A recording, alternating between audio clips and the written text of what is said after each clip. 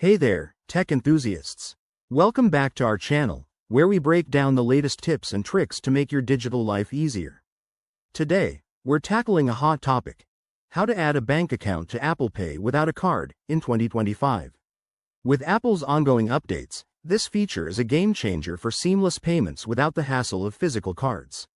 Whether you're setting up a new device or just want to streamline your finances, this guide is perfect for you. Let's dive right in. First things first, make sure your iPhone is running the latest iOS version for 2025. Think iOS 19 or higher to access this feature.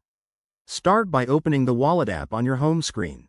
It's that green icon that looks like a wallet, easy peasy. Once you're in, tap on the Add button, usually found in the top right corner. Now, here's the key part.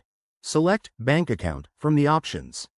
You might see a new prompt for Direct Bank Link, which is Apple's way of letting you connect without a card.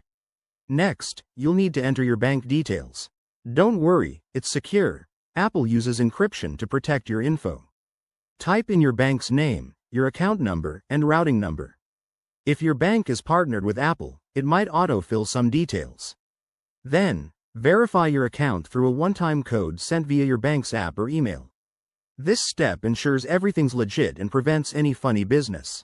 After verification, hit Confirm, and wait a few seconds for Apple Pay to sync.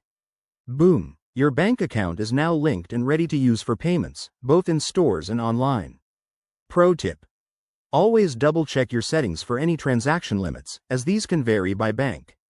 And just like that, you're all set to enjoy contactless payments without the need for a card. If you run into any issues, head to Apple's support page or drop a comment below. We're here to help. Thanks for watching, and don't forget to like, subscribe, and hit that bell for more 2025 tech hacks. See you in the next video.